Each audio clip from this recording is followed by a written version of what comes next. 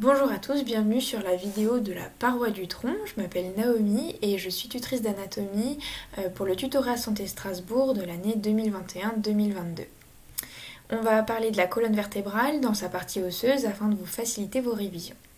Avant de commencer, toutes mes images des vertèbres sont issues de l'application gratuite Anatomie Atlas 3D. C'est pas une sponsor du tout, c'est juste pour mes sources et aussi parce que c'est une application qui m'a beaucoup aidée pour retenir les structures osseuses et musculaires et que je ne connaissais pas lors de ma première année et que j'ai apprise maintenant et qui est très très bien.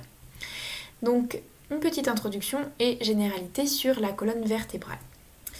Tout d'abord, la colonne vertébrale est composée de 4 parties. D'abord, vous avez votre partie cervicale, puis votre partie thoracique, pour continuer avec une partie lombaire. Et en quatrième, nous avons une partie pelvienne décomposée en sacrum et en coccyx.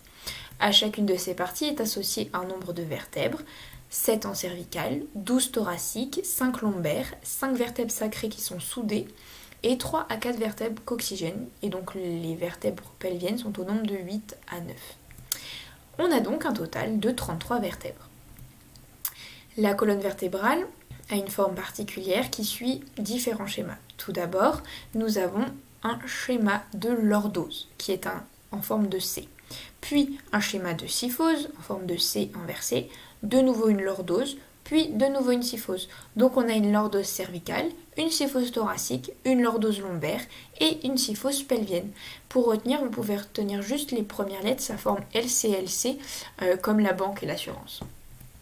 La vertèbre type. Alors on définit une vertèbre type qui possède donc un corps vertébral, aussi appelé spondyle, puis un pédicule qui relie le corps vertébral au processus articulaire, qui lui va porter les processus transverses.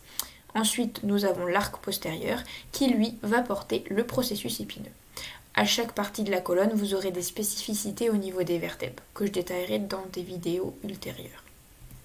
Donc là, c'est pour vous donner une vue un peu des vertèbres. Donc ça, c'est une vertèbre cervicale, c'est C6 ou C7.